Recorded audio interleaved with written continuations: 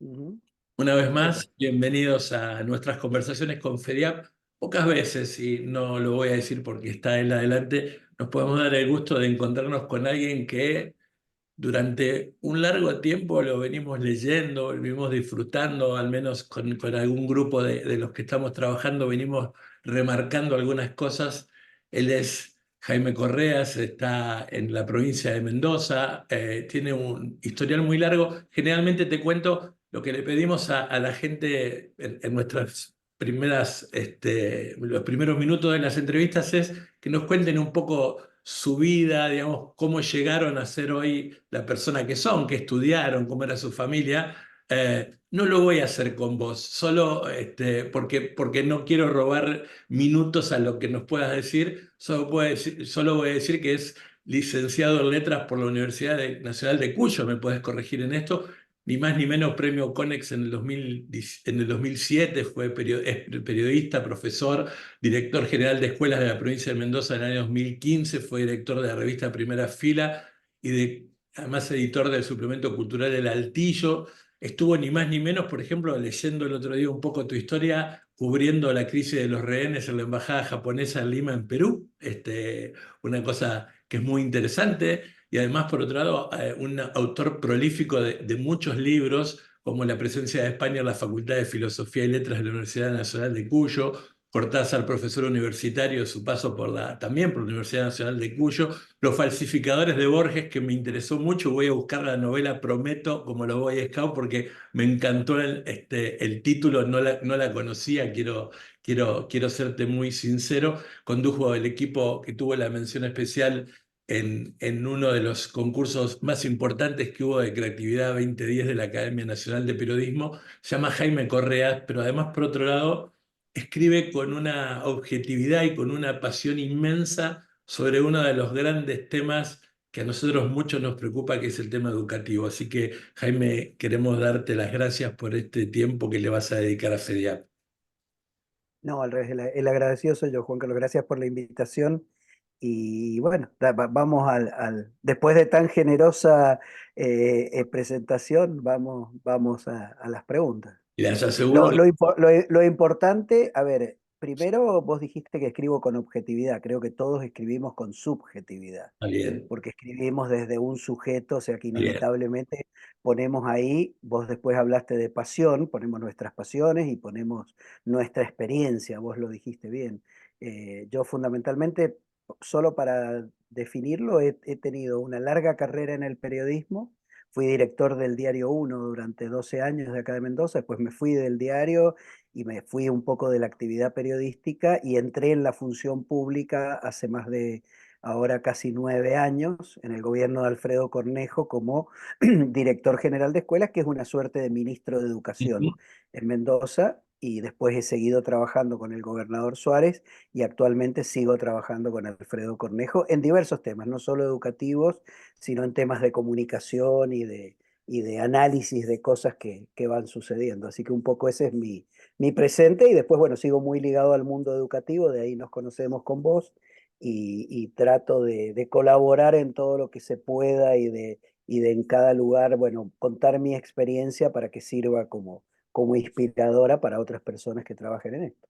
Seguro, sí. Y yo, aquel que no lo conoce y que va a ver la grabación del video, los invito a googlear, porque en realidad, dice la generosa presentación, les aseguro que fue un 10-15% de todo lo que fui averiguando de lo que Jaime ha hecho, a pesar de sus muy poquitos años que tiene, porque somos No, no, tengo contemporáneos. muchos, No, 60, somos casi 62, contemporáneos, una ¿eh? enormidad, No, pero, somos pero casi bueno, vamos, contemporáneos en este. acá Este, estamos. Está muy bien. Te voy a proponer primero entrar en mi juego de uno de mis dilemas, a ver si te interesa entrar en este juego, ¿no? Por un lado, nadie va a negar la importancia de la tecnología y el aporte que ha tenido, sobre todo el tema de las tecnologías de la información y de la comunicación para el tema educativo y el alcance que hoy tienen a la mano para los estudiantes de distintos niveles, la posibilidad de conseguir información al instante. Pero en ese, por un lado, a ese extremo, como si fuera una especie de ringside, digamos, de lugar de boxeo, y en el otro rincón todavía hay gente que, digamos, que se sigue asombrando. No, no deberíamos asombrarnos si a lo mejor le prestaríamos mucha más atención al tema educativo, que se esté pidiendo que por lo menos en tercer grado los chicos terminen leyendo y sabiendo las operaciones matemáticas básicas y comprendiendo un texto. ¿Cómo podemos acercar esas dos realidades o cómo se puede convivir con esas dos realidades? Bueno, a ver, has dado en el centro de lo que a mí hoy me preocupa y voy a tratar de resumirlo. Primero, las tecnologías todas han sido, son y serán herramientas. Son herramientas que requieren de destrezas para poder bien aplicarlas y sacarles el jugo. Evidentemente, alguien con mucha formación puede obtener muchas más cosas de Internet que alguien que no tiene formación, porque va a tener mucha más amplitud para ir a buscar. Dicho esto, creo que es imprescindible contar que la Argentina ha tenido un deterioro educativo en los últimos por lo menos 30 o 40 años muy severo, que ha llevado a que tenga hoy un problema serio de alfabetización. Hoy todo el mundo habla de alfabetización y sin embargo, yo siempre lo cuento, en la ley, no la ley federal, sino la ley que está vigente de educación, la palabra alfabetización aparece 2 veces nada más Sí, y sí. solo referido a temas de educación del adulto. Y en un acuerdo que yo firmé, que fue el acuerdo de Purmamarca en 2015, al inicio de la gestión de Mauricio Macri, se firmó un acuerdo en Purmamarca donde la palabra alfabetización no salía, es decir, era como un problema que algunos suponían que ahí estaban, pero nadie hacía nada y se lo invisibilizaba. Hoy prácticamente no se habla de otra cosa como punto de partida. Entonces los detractores de que se hable de esto dicen, bueno, pero ¿qué? ¿Es un problema solo de alfabetizar y con eso se arregla la educación? No, es un problema de que si ese primer ladrillo no está puesto, no se puede construir el edificio. Entonces, ¿qué es lo que nos encontramos hoy? Con evidencias tremendas. A ver, en las pruebas ERCE 2019, el 63% de los chicos en sexto grado no entendían adecuadamente lo que leían. El 40% de los chicos en la prueba Aprender, que fue la que se le tomaba a los que estudiaban la carrera de docencia en 2017, no tenían buena comprensión lectora. Estamos hablando de chicos que habían pasado por toda la carrera toda la primaria, toda la secundaria y 4 años de un profesorado y tenían deficiencias en la comprensión lectora. Quiere decir que ahí teníamos un problema que muchos no saben todavía que lo tenemos y que los que nos dimos cuenta que ahí había una cosa fundacional, dijimos, che, acá hay que poner mucha fuerza. ¿Por qué? Porque vos decís, bueno, el acceso a la tecnología. Yo no puedo acceder a la tecnología si no puedo leer y entender lo que la tecnología me proporciona. O sea que alfabetizarse es condición necesaria, pero no suficiente. Y esto creo que hay que entenderlo muy bien. A mí me produce un enorme beneplácito que hoy se esté hablando de. Y yo creo que lo de plantear lo del tercer grado es un error. Hay que plantear que los chicos se tienen que alfabetizar en primer grado. Y en algunos lugares donde se están haciendo bien las cosas, esto se está empezando a lograr.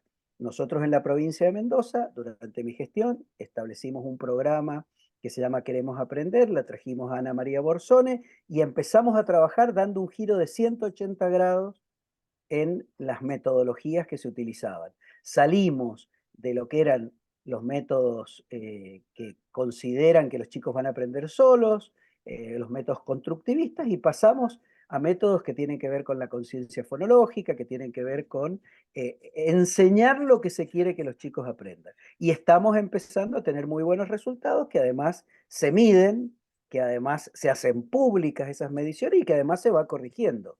Y la verdad que hay hasta organismos internacionales como el Banco Mundial que han venido a observar esto. O sea que para sintetizar en esto, que podríamos estar hablando una hora de lo que vos dijiste, creo que tecnologías son herramientas, pero esas herramientas vos las podés usar mejor o peor de acuerdo a las herramientas que vos tengas.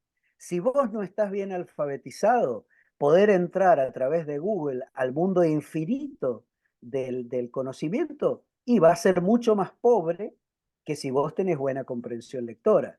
Y ¿Mm? una cosa trae la otra, en la medida en que es como el ejercicio físico. Si vos empezás a trotar, bajas de peso, haces una serie de pesas, haces abdominales, etcétera, etcétera, vas a estar mejor que si simplemente mirás por televisión un partido de Roger Federer.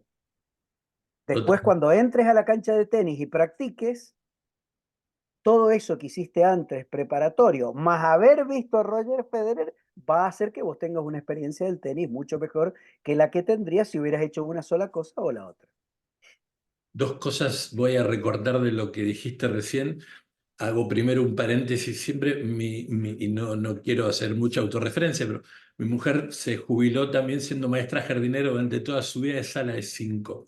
Y de alguna manera, no me gusta adjetivar sobre eso, pero se escandalizaba cuando encontraba maestras que no le preocupaba el tema de la alfabetización en el primero y segundo grado, siendo que en el jardín, al menos a donde ellos estaban, hacían mucha fuerza y trataban de generarle muchas ideas a los chicos, como sobre todo en el jardín, que se puede aprender jugando, que hay mucha menos formalidad que ya cuando entran a la primaria, que te sientan en un banquito, en una silla, ya de otra manera. ¿Cómo se fue perdiendo? El primer recorte y cierro el paréntesis, recordando los enojos de Andrea frente a eso. El primer recorte que te quería hacer es el siguiente. ¿Cuál es tu mirada respecto a esa liviandad que se tuvo durante décadas respecto al tema de cada uno aprende como puede o como quiere respecto al tema del constructivismo? Porque está claro que efectivamente no resultó. No es No, que... no fue una liviandad, al No, revés, fue claro. muy pesado y fue Bueno, muy pesado porque eso parte de una concepción ideológica que considera que no hay que corregir, que no hay que evaluar, que no hay que controlar la disciplina, que no hay que hacer ejercicios de aprestamiento. Vos me hablás del jardincito de 5. Es fundamental empezar ahí en el proceso. ¿Eso quiere decir que le vas a enseñar a leer al chico en el jardín de 5? No, quiere decir que vas a empezar a hacer una serie de acciones de aprestamiento para que adquiera eso que se llama conciencia fonológica, es que adquiera una cantidad de cosas. Entonces, evidentemente que la estimulación que tenga un chico desde que nace y el entorno en el cual se cría y los estímulos que tengan le van a dar más o menos herramientas para eso. Yo creo que esto hay que tomarlo con mucho cuidado porque esto fue deliberado, esto fue la elección y entonces, por ejemplo, todas las pruebas internacionales muestran que el aula argentina es la más desorganizada del continente. ¿Esto qué quiere decir? Se tarda en llegar, se llega tarde, no se empieza, la disciplina es muy difícil de ser llamado. No pasa lo que pasaba cuando íbamos a la escuela, que sonaba el timbre y todos entrábamos callados y estábamos callados esperando que entre la maestra o el profesor. Esto es una construcción. Cuando vos decís que se pueden cortar calles porque tenés un derecho a quejarte y de esa manera impedís que otro pase, cuando no es cierto que para quejarte necesitas cortar la calle porque podés quejarte en la vereda, creás un caos social que es el que hoy estamos pagando las consecuencias de no hacer bien las cosas. Cuando vos decís, no, el chico va a aprender solo, no es necesario enseñarle silabeo, no es necesario separar en sílabas, no es necesario unir el sonido a la palabra, etcétera, porque ya solo lo va a tomar. Y ojo, y acá viene la cosa perversa, ¿no? Y la cosa que utiliza de la extorsión. Y ojo, que si hacen eso le van a hacer un daño, porque lo van a traumar, porque mentira, no pasó todo eso. Lo que pasó fue que los chicos no aprendieron. Y fíjate que ahora, primero estuvo lo que vos decís, lo de la unidad pedagógica de primero y segundo grado, y ahora hablan de tercer grado. ¿Por qué no nos ponemos el desafío de que la mayoría de nuestros chicos se alfabeticen en primer grado? Para eso hay que ponerse a trabajar, hay que hacer una cantidad de cosas. A ver, acá en Mendoza, que hoy la cosa ya está marchando, llevó, yo tuve un periodo de 4 años, pusimos las bases, empezamos a evaluar, hicimos una serie de cosas. En el segundo periodo, durante el gobierno de Rodolfo Suárez, se hizo una ley provincial de alfabetización para garantizar el financiamiento. Ya se había hecho todo el proceso de convencimiento en la práctica en las escuelas para que los maestros se capacitaran, se capacitó con capacitaciones pagas, o sea que implicaba también un mejoramiento salarial, es decir, toda una serie de estrategias para convencer de algo. Una vez que se convencieron todo, ahí vamos para adelante y los resultados están empezando a aparecer. Ahora, esto no se hizo de un día para otro. Y otra cosa muy mala que viene de la época de Internet es la satisfacción inmediata. El creer que apretando un botón ya suceden cosas que requieren de procesos que algunos de ellos son muy engorrosos y que son además hasta penosos, porque aprender ciertas cosas es difícil. Hay gente que tiene mucha facilidad y otros que nos cuesta más y tenemos que ir practicando, ir llevando. Esa es la mayoría de la humanidad. Entonces, cuando yo salgo y digo, no, vos no te hagas problemas, y lo total mañana vas a aprender un botón y Google te va a decir la solución. Sí, te va a decir la solución si sabes hacerle la pregunta y si entendés la respuesta que te da.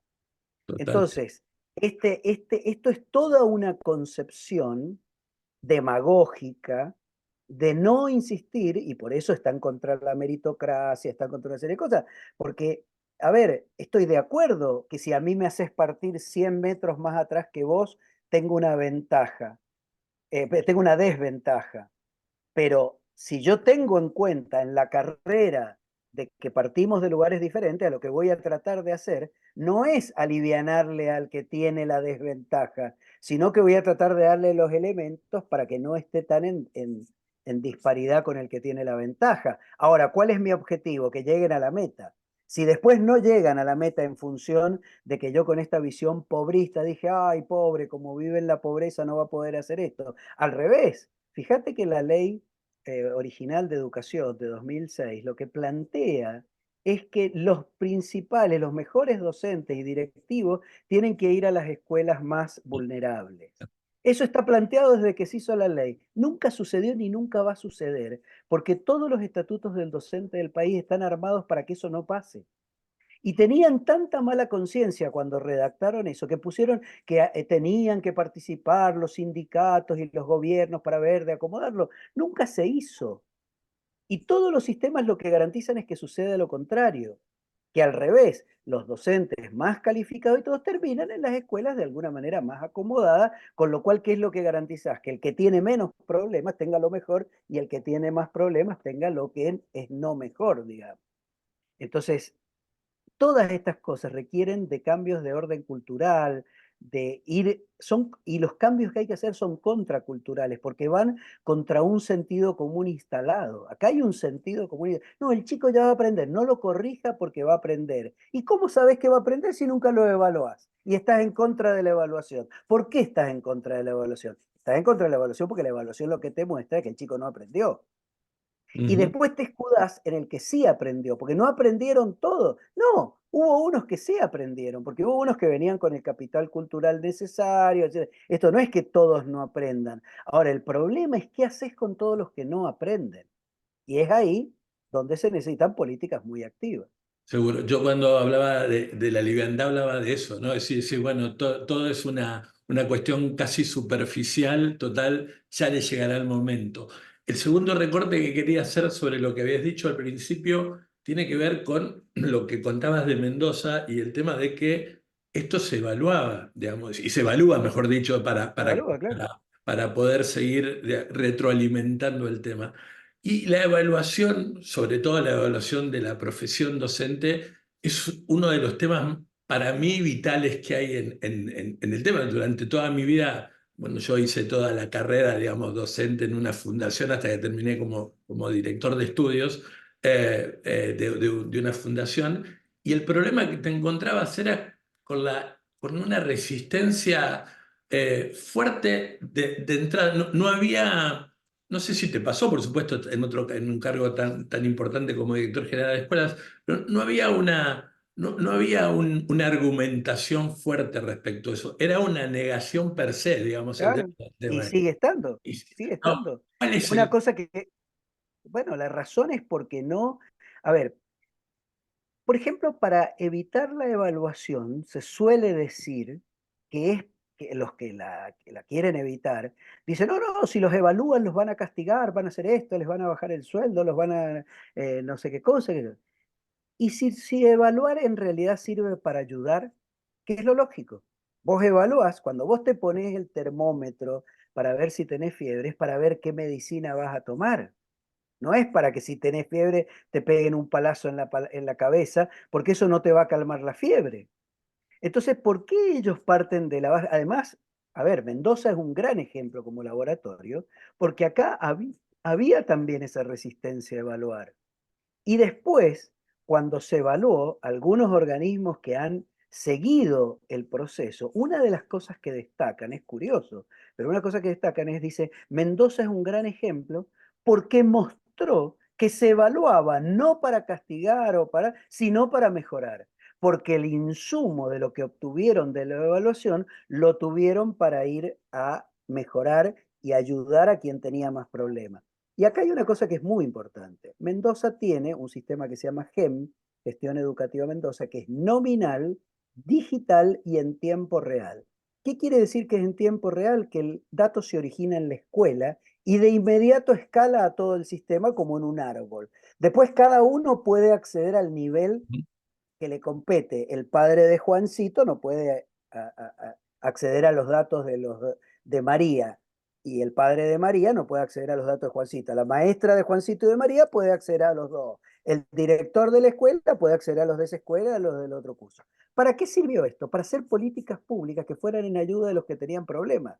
Y cuando es nominal, ya no es para que te dé un resultado donde vos decís el 30% no aprendió. No, no, no. No, Juancito, María, uno- Pepito son los que no aprendieron y vas en ayuda de ellos. Con lo cual, ya no tirás una lluvia sobre todos inefectiva, cara, innecesaria para el que no tiene el problema, sino que vas enfocado en quien tiene problema. Esto que estoy diciendo es de un sentido común absoluto. Se lo esconde, se demoniza la evaluación porque dicen, no, van a evaluar para detectar qué tal, tiene tal problema, entonces lo van a echar, lo van a sacar del sistema. No, mentira.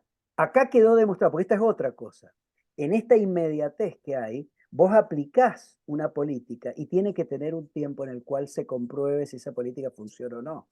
Mendoza como laboratorio es muy bueno porque se aplicaron políticas, se mantuvieron, se perfeccionaron y quedó claro que las razones por las cuales decían que no había que hacerla, el sindicato se oponía al programa de alfabetización, el sindicato se oponía al GEM, no los docentes, ¿eh? El sindicato, la dirigencia sindical. ¿Y cómo lo hacían? Creando miedo. Decían, no, no llenen el GEM porque el GEM va a ser doble de trabajo. Hoy, 7 años después de que el GEM está funcionando, anda a preguntarle a cualquier docente en una escuela de Mendoza si el GEM no le simplifica enormemente el trabajo. O sea que les mentían para que las cosas no mejoraran. Entonces ahí donde yo digo, hay que tener políticas públicas, tener el coraje de mantenerlas, evaluarlas, ver qué resultados dan. Si una no da buenos resultados, cambiarla, tener la valentía de cambiarla. Y si una cosa da buen resultado, incentivarla. Por eso es que todas estas cosas se las ataca en términos ideológico. Nunca se habla de datos, nunca se habla de evidencia.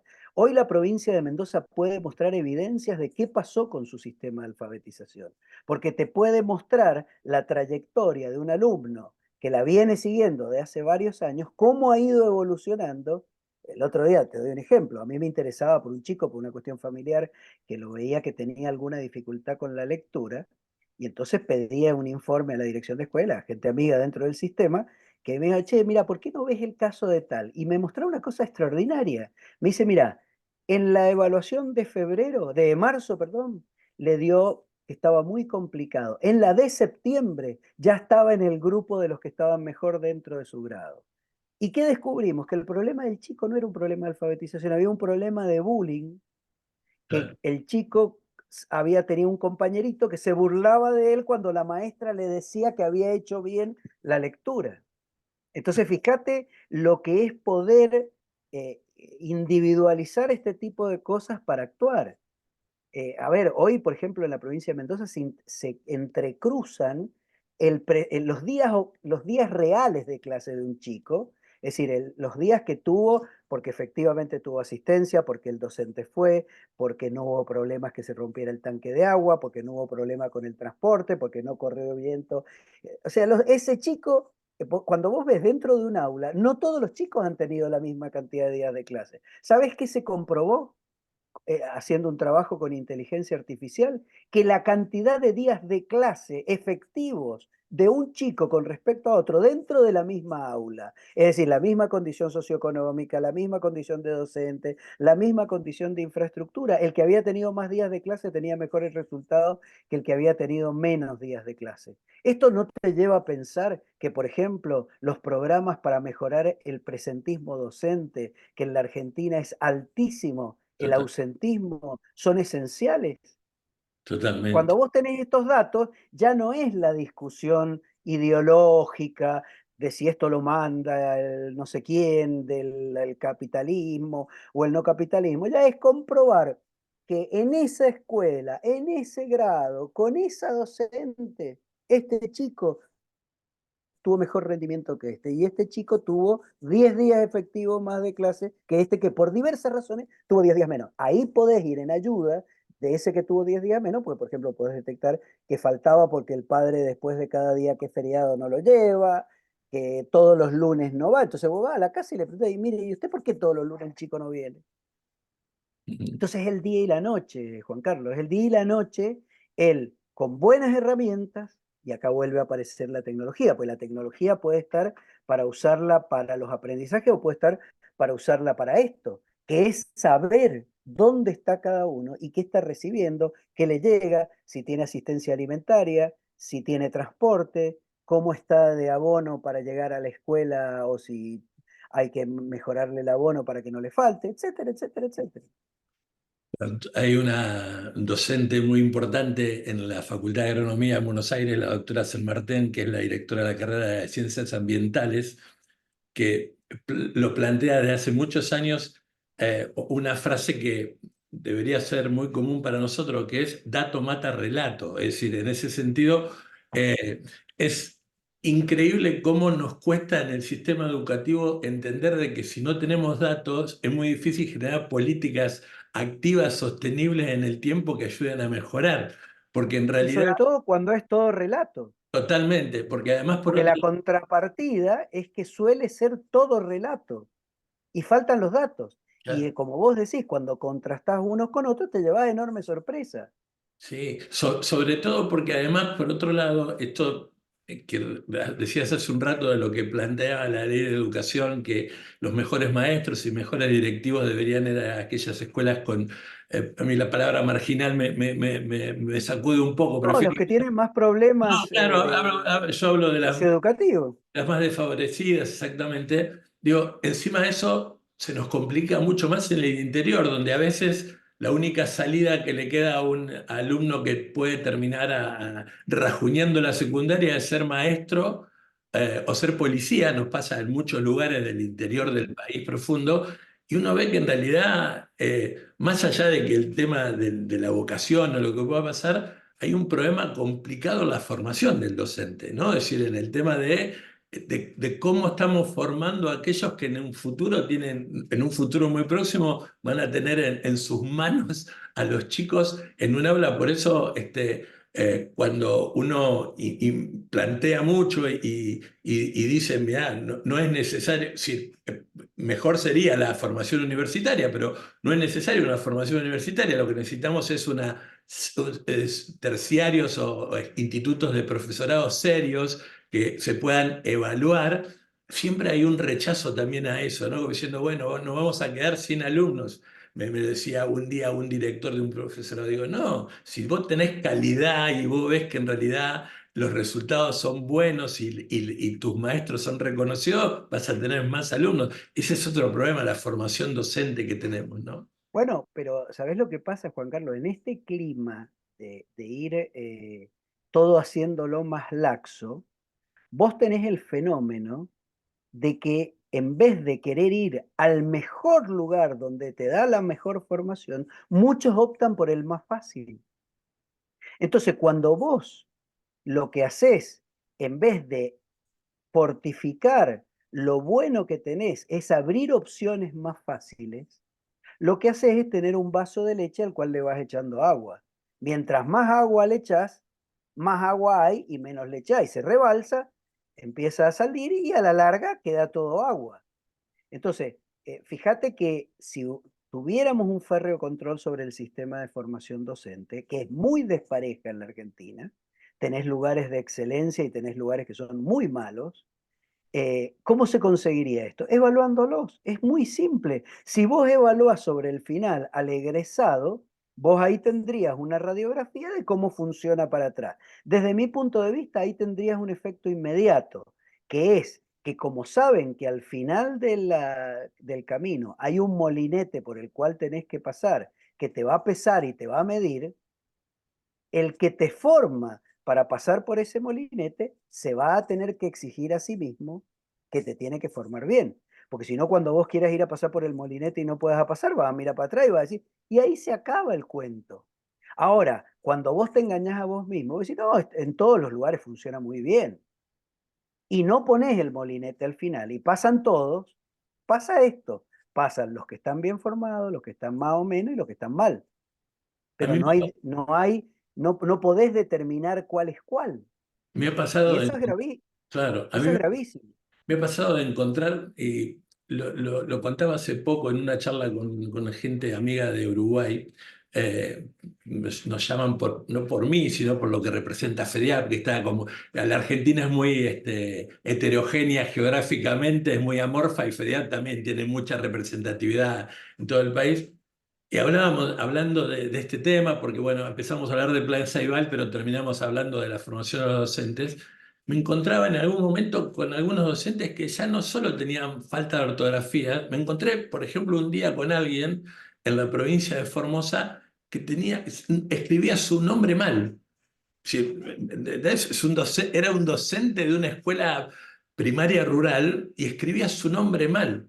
Digamos, yo decía, Bueno, pero vos fíjate, Juan Carlos, vos fíjate, si vos hicieras una trazabilidad de cómo llegó esa claro, persona ahí y totalmente. fueras para atrás, te encontrarías la calidad de la escuela primaria que ha tenido, la calidad de la escuela secundaria que ha tenido y la calidad del profesorado por el cual ha pasado. Una persona que no puede escribir su nombre es una víctima de ese sistema. Es lo que yo llamo siempre el síndrome de Carlitos Tevez. Cuando se descubrió, porque Carlitos Tevez lo contó, de que él había pasado por 8 años de escolarización y no entendía lo que leía. Y dice, yo ya como un futbolista afamado, dice, me contraté una maestra para que me enseñara a leer. Y dice, con mucha valentía y además porque es un muchacho que tiene una enorme sensibilidad para el tema educativo. Dice, yo me di cuenta que ya era tarde para tener la capacitación que tenía que tener. Ahora entiendo lo que leo, más o menos, pero tengo limitaciones, porque no aprendió en tiempo y forma. Ahora, la pregunta es, ¿por qué pasó por todas esas instancias? Entonces, Guillermina Tiramonti, en su libro sobre el simulacro educativo, lo que plantea es, la Argentina está llena de Carlitos Tevez. Claro, Lo que pasa es que Carlitos Tevez es el caso notorio, además de un hombre con mucha sensibilidad y mucha inteligencia práctica, que lo muestra el fenómeno, lo expone. Esto está en internet, búsquenlo con Susana Jiménez, con Fantino, son conmovedores los videos de Carlos Tevez mostrando eso. Ahora, si eso pasa, quiere decir que teníamos un problema. Quiere decir que tenemos un problema. Cuando vos tenés un porcentaje tan grande de chicos que no están alfabetizados, tenés un problema. El problema solo no se va a solucionar. Tenés que ir a hacer cosas para solucionarlo. Porque ese problema además se ha ido agravando. Cada vez ha sido más severo, cada vez abarca a más gente y cada vez es de más difícil resolución. Porque total. mientras más avanza en el problema, más lo agravás. Sí, yo no me corro, pero digo, coloco al sistema educativo dentro de lo que es el Estado. Muchas veces ando cosechando antipatías cuando digo que yo prefiero hablar del Estado y no del gobierno, que hoy lo gestiona Juan, mañana Pedro, digamos, y lo que necesito es que haya políticas de Estado sostenibles en el tiempo para el tema educativo, que es, me he encontrado con autoridades que uno le pregunta alguna vez, pero estamos embromados, para no utilizar otro adjetivo, porque dentro de 20, 30 años esos chicos de hoy, no alfabetizados o con muchos problemas de los procesos de aprendizaje, van a ser en el futuro los ciudadanos que tengan que elegir a los gobernantes o que puedan incluso algunos llegar a ser parte digamos, de los estados, de las estructuras gubernamentales, perdón. Pero ¿por qué decís en el futuro? Si ese ya es nuestro presente. Ese docente que vos decís que no podía escribir su nombre es nuestro presente. Ese 40% de docentes que no tenía buena comprensión lectora es nuestro presente. ¿Sabés por qué? Porque todos ellos hoy están dando clases en una escuela de acá de Mendoza. ¿Mm? Entonces, es nuestro presente. Nosotros hemos construido un presente que es aterrador con respecto a esta temática. Realmente muy preocupante. Ahora, no nos sirve de nada ni quejarnos, ni sentarnos a llorar. Hay que tomar el toro por las astas y hay que hacer las políticas que reviertan esto, porque además son factibles esas políticas. Ujú. Mira, acá en Mendoza, por ejemplo, se toma el primer censo de fluidez lectora durante la gestión ya de Rodolfo Suárez y de José Tomás como director general de escuela. Y ellos detectan, se toma segundo, tercer grado, perdón, era segundo grado, sexto grado y primer año de secundaria. Los de segundo venían en el programa que se estaba haciendo. Los de sexto y primer año no habían pasado por el programa Queremos Aprender. Tenían peor comprensión lectora estadísticamente los de sexto y primer año que los de segundo grado. Eso ya era una prueba empírica, Totalmente. ya sin ninguna posibilidad de macaneo. Ojo, sobre esos chicos se fue con un programa específico de reparación. No es que dijeron, bueno, ya salieron mal, que se Ya está. embromen. No, se fue con un programa. Pero vos te das cuenta cómo cambia eso cuando vos, si ya tenés un chico en segundo que viene mejor, cuando llegue a sexto ya no va a tener programa. El problema ya no forma parte de ese universo al cual tenés que ir a atender tardíamente. Por eso insisto que es un error lo de tercer grado. Es un error, y esto yo se lo he dicho a las autoridades actuales y se los he dicho a la gente de Argentinos por la Educación, que de alguna manera han aceptado eso casi como una imposición de la realidad. Lo hacen de buena fe, no lo hacen por maldad, pero de alguna manera, ¿qué es lo que aceptan? Aceptan este status quo que tenemos, donde como hasta ahora era hasta segundo grado, dice, bueno, che, a ver, pongámosle tercer grado. Bueno, no, a ver, seamos más exigentes, cambiemos realmente y vayamos, ¿no? A una exigencia para primer grado. ¿Esto quiere decir que lo vamos a lograr para todos en primer grado? No. Pero si ya nos estamos proponiendo llegar a tercero, ya viene la cosa laxa. Ya es como la unidad pedagógica. A Como nivel, no aprendían ah, en primero, en vez de alarmarnos porque no aprendían en primero e ir a ver qué hacer, no, dije, bueno, veamos hasta segundo. Y ahora ya a- vamos por tercero. A mí, a nivel personal, yo se lo he dicho, FEDIAP forma parte, acompaña el trabajo de Argentinos por la Educación. A nivel personal, no institucional, porque por supuesto son sensaciones, lo sentía y lo siento como una derrota. Es decir, plantear el tercer grado, digo, estamos Bueno, perdiendo dos pero años. a ver, Juan Carlos, ojo, yo pertenezco a Argentinos por la Educación y doy mis opiniones hacia adentro, por eso me atrevo a darlas acá, y yo creo que no necesariamente es una derrota, porque ya es un triunfo que se esté hablando. Se está Yo hablando. anoche vi por primera vez en un canal de difusión nacional una publicidad solo con logos, sin decir nada, de todos los logos de todos los que intervenimos ahí, incluso estaba la Coalición por la Educación, hablando de lo que se viene ahora, de que los chicos aprendan, que los chicos entiendan lo que leen. Eh, a mí me resulta conmovedor, porque hace 5 años ni se hablaba de esto. Entonces hemos saltado de una cosa escondida a algo que está en el centro. Bueno, no estamos muy de acuerdo con lo de tercer grado, bueno, no importa, vamos y después lo corregiremos. Yo creo que el próximo cambio va a ser en su momento decir, bueno, mire, ya no es tercer grado, ahora es primer grado. Y pongámonos el desafío. Perfecto. Mendoza es un claro ejemplo de esto. Si tuvieras que elegir por afuera de tu faro, escribí bastante sobre Irlanda, o al menos te he leído algunas cosas sobre el tema de Irlanda. ¿Cuál es dónde te reflejas afuera de los sistemas educativos que han tratado de hacer las cosas lo mejor posible para que los No, chicos se formen bien al principio? A ver, yo escribí sobre Irlanda porque el presidente Milei hizo alusión a que le gustaría ser como Irlanda y la verdad que estamos tan lejos en cuanto a criterios fijados que creo que había que plantearlo.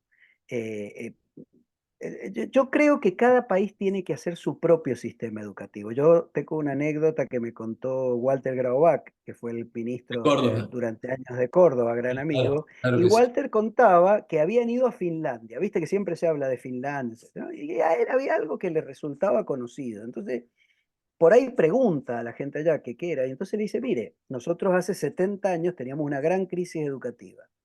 Y salimos a recorrer el mundo, como están haciendo ustedes ahora, para ver experiencias. Y fuimos a la Argentina, fuimos a ver el país de Sarmiento, se lo decía un finlandés. Fuimos a ver el país de Sarmiento y vimos el normalismo. Entonces, esto que a usted le resulta familiar acá, tiene que ver con que nosotros vimos aquella experiencia. ¿Quiere decir que se fueron con el manualcito de Sarmiento y lo aplicaron allá? No, quiere decir que cuando uno tiene una determinada cultura, una cantidad de cosas, no hay nada mejor que salir a ver buenas experiencias, traerse todo lo que puede ser de alguna utilidad y hacerle una traducción, una adaptación a tu propia cultura, a tu propia gente, hasta tus propios prejuicios. Entonces, yo no creo que haya que, hay que estudiar todos los sistemas educativos y creo que no hace falta ir muy lejos, ¿eh? Se puede estudiar. Hace poco estuve en una charla que dio Gustavo Sorsoli en la Unicaba, en Buenos Aires, sobre el tema de matemática y entrecruzó los resultados de Perú con la Argentina de los últimos 10 años o 15 años, y la verdad es que ellos van para arriba y nosotros vamos para abajo. Y entonces se fue al Perú y dijo, che, ¿y ustedes qué hicieron? Y formación docente, meritocracia, mejoramiento de los salarios por calidad de la evaluación, por el resultado de los alumnos, etcétera, etcétera, etcétera. Quiere decir que son dos maneras de hacer la cosa. Mientras nosotros decidimos esconder todo y nuestros resultados fueron cuesta abajo en la rodada, ellos decidieron poner todo a la luz y son dos líneas que se entrecruzan, una va para arriba, la otra va para abajo.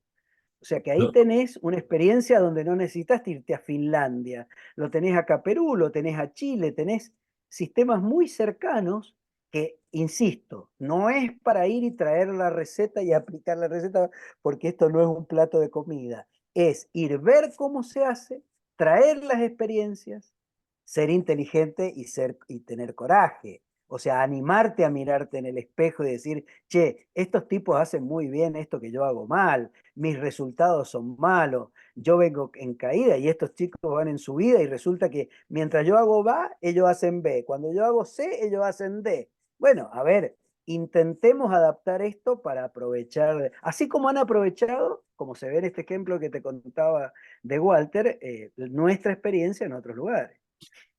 hablaba de ese viaje de Walter Grobat, del ex ministro en Córdoba a Dinamarca.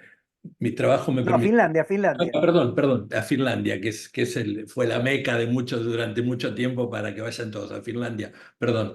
Mi trabajo me permitió también viajar mucho afuera y en educación agropecuaria siempre se ha planteado que, bueno, los franceses tenían digamos, Ujú, mucho adelante en esto. Existe la École de Agricultura en Francia, en la zona de Alsacia, que es donde forman a los docentes para trabajar en las escuelas, independientemente seas ingeniero agrónomo, profesor de lengua, de ujú, física y matemática, tenés que ir ahí si vas a trabajar en una escuela agrotécnica.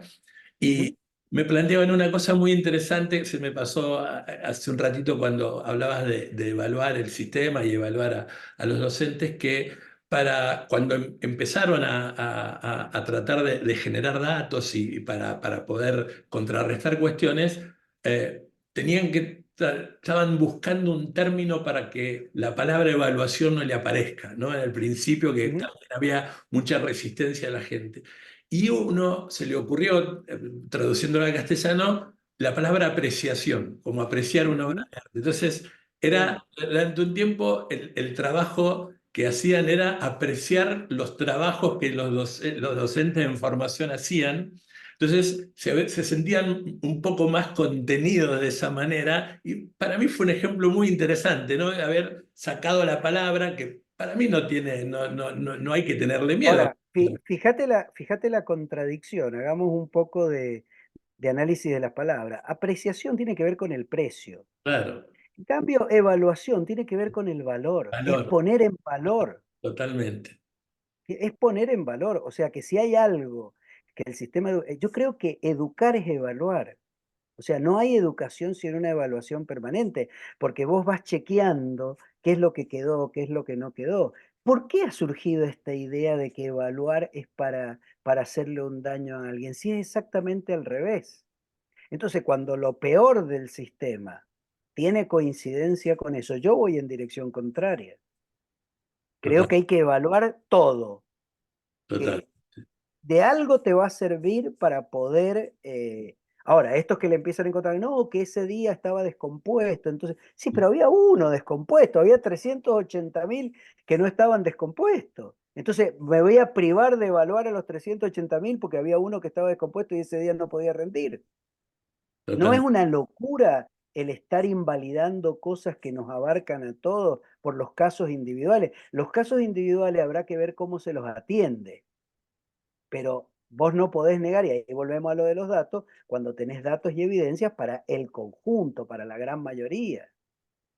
No, no quiero dejar de ir sin preguntarte qué es lo que pensás sobre la cuestión que ha estado en estas semanas respecto al tema de la problemática que se suscitó con las universidades y las distintas miradas que hubo respecto a... Ujú. Bueno, a ver, a mí me parece que ahí tenés un ejemplo clarísimo.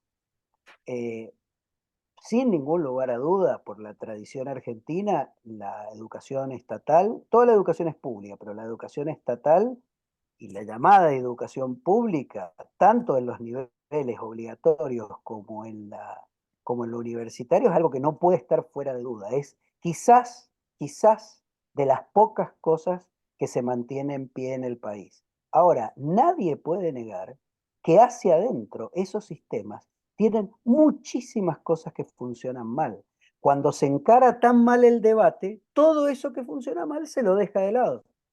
Cuando si el debate se encarara bien, se haría, y esto es lo que yo he escrito en esas columnas a las cuales vos aludías, es lo que planteé en esa columna donde ponía el ejemplo de Irlanda.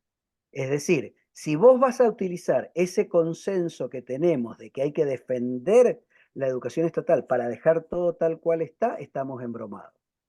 Si vos vas a decir, no, esto que creemos que es una de las joyas que tenemos, es lo que nos obliga a revisarlo y encontrar dónde están los problemas, es otra cosa. A ver, la educación en la Argentina universitaria tiene la mayor matrícula, es decir, la mayor cantidad de alumnos y la menor cantidad de egresados de todo el continente.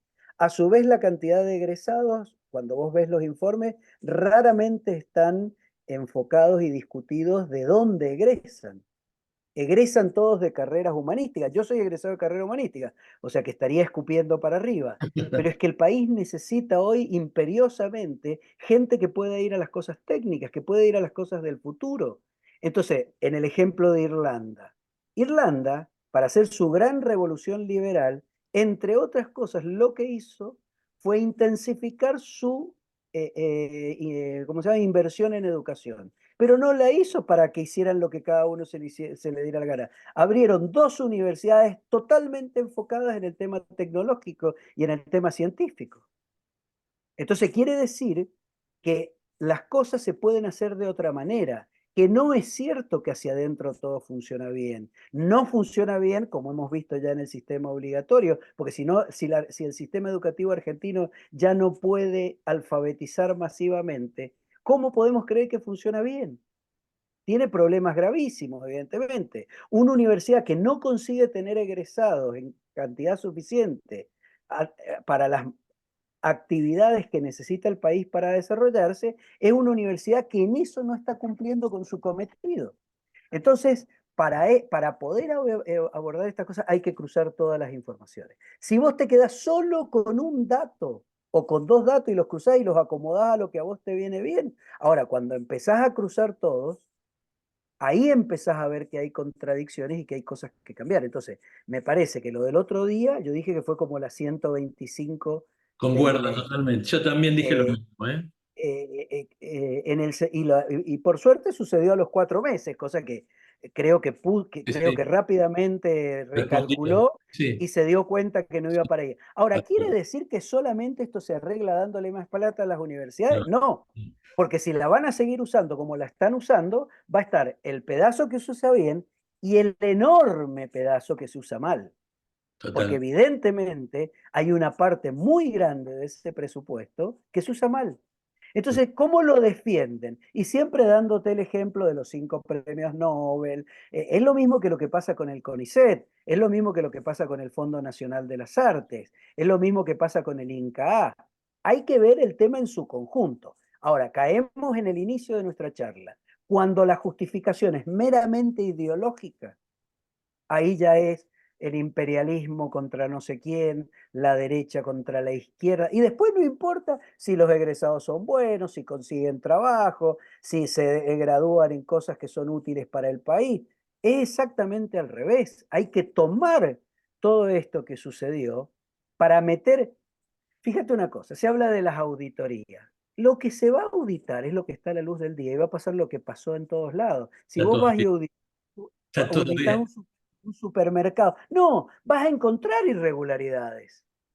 El problema está donde no llega la auditoría. Por ejemplo, todos los fondos que se distribuyen, ¿cómo se llama? Discrecionalmente, para programas, para esto, para lo otro, para lo demás allá, que tiene que ver con todo el juego corporativo hacia adentro de cualquier institución y de la institución educativa, por supuesto.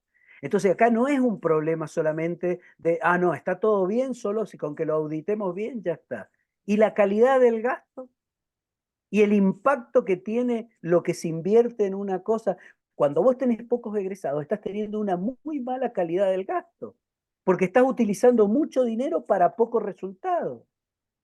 Y te das cuenta que si mejoraras eso, posiblemente usarías menos dinero para mejor resultado y eso que dejas de utilizar mal lo podrías usar para otras cosas en las cuales hoy no pones dinero.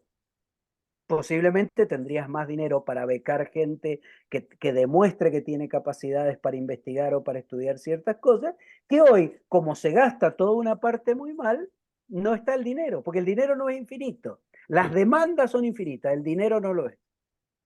Totalmente de acuerdo. Lo de los 125 lo dije el otro día también en una conversación porque creo que por suerte sucedió, como decías, a los 4 meses y creo que de A alguna ver, manera...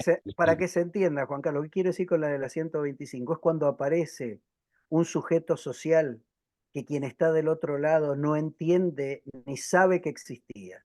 Y se encuentra, porque además te aclaro una cosa, acá en Mendoza fue masiva como Sí, no ha habido manifestaciones en Mendoza. Alrededor de 140.000 personas se hablaba.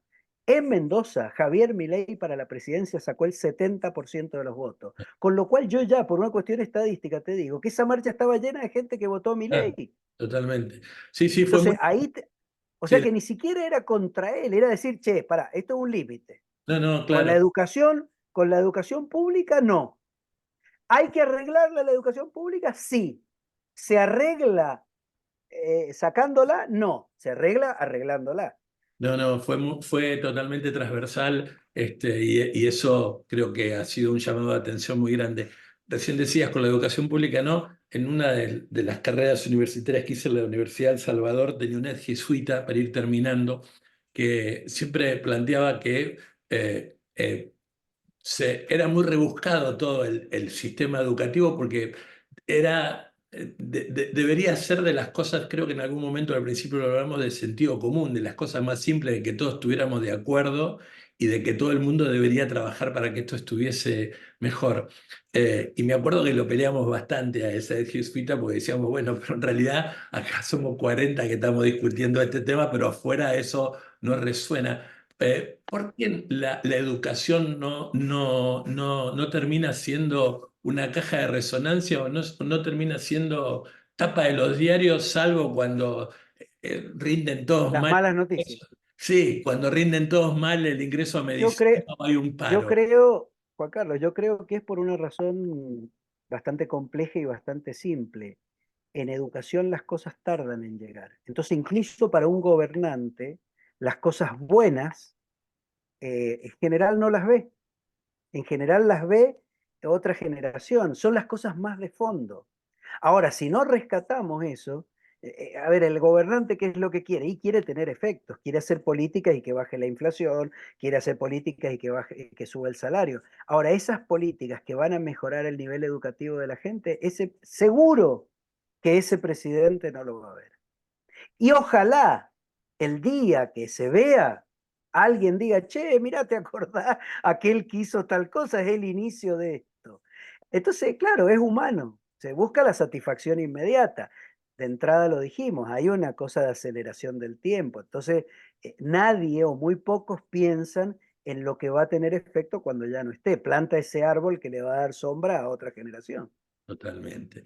No voy a robarte más tiempo, ya te lo estoy robando porque estoy mirando mi timer para que me he pasado más de 6 minutos de lo que te había prometido que te iba a robar. Acabas de formar parte de un libro que se ha editado hace muy poco, que es La Trastienda de la Educación, que fue compilado por Claudia Romero. ¿Qué escribiste en ese libro? Bueno, en ese libro se reunió una mesa redonda en la cual estuvo Claudia Balaguer de Santa Fe, Walter Graobac de Córdoba y yo de Mendoza. Los tres éramos ministros a cargo y yo llevé una conferencia sobre el ítem aula, que es un ítem que nosotros pusimos para mejorar y que tuvo un enorme éxito, a pesar que hasta el día de hoy hay quien lo sigue cuestionando, tuvo un enorme éxito en mejorar el presentismo docente, con cifras únicas en la Argentina. Muy sintéticamente, en la Argentina el ausentismo docente alrededor del 20%. No hay ninguna actividad que tenga ese ausentismo. Y en las escuelas privadas es del 5%, que son los mismos docentes en más de un caso. Pues en Mendoza conseguimos bajar a ese 5% el de las escuelas estatales. Y esto muestra que con buena organización del Estado se puede conseguir. Eso se planteó ahí en la Universidad de Itela Sí. y forma parte hoy del libro y además hay un diálogo muy jugoso que tuvimos ahí con Walter y con Claudia y además hay una serie de capítulos a cargo de la propia Claudia Romero, de Inés Aguerrondo, que desgraciadamente Bueno, sí, falleció, es decir, de gente muy importante dentro del sistema educativo y el libro sobre todo es sobre el gobierno del sistema educativo. ¿Cómo se hace? No para opinar sobre el sistema educativo, sino para hacer políticas que tengan realmente impacto en el conjunto del sistema, estoy a que punto es de... que es lo más difícil de todo, ¿eh? Difícil. Estoy a punto de viajar a Estados Unidos a ver a mi hija que mayor, que está allá, de mis 4 hijos, así que tengo apuntado el libro para comprármelo en los próximos días antes de írmelo para poder llevármelo y poder disfrutar mucho. He disfrutado un montón estos minutos que nos regalaste. Te comprometo que en algún otro momento podamos seguir hablando y en algún momento incluso con el auditorio de nuestras escuelas, porque generalmente siempre decimos lo mismo, digamos, están tan lejos, nosotros no queremos ser corporativos, pero digamos, la educación agropecuaria es la hermanita menor del sistema educativo, son las menos que hay, entonces a veces les cuesta mucho que les lleguen un montón de cosas, así que en algún momento te vamos a comprometer justo en este 2024 que FEDIAP está cumpliendo 50 años de vida para que puedas iluminarnos como hiciste en estos minutos, Jaime, te lo agradezco muchísimo. No, el agradecido soy yo y bueno, a disposición para lo que necesite. Que tengas una muy buena tarde. Un abrazo, que estés muy bien. Hasta luego.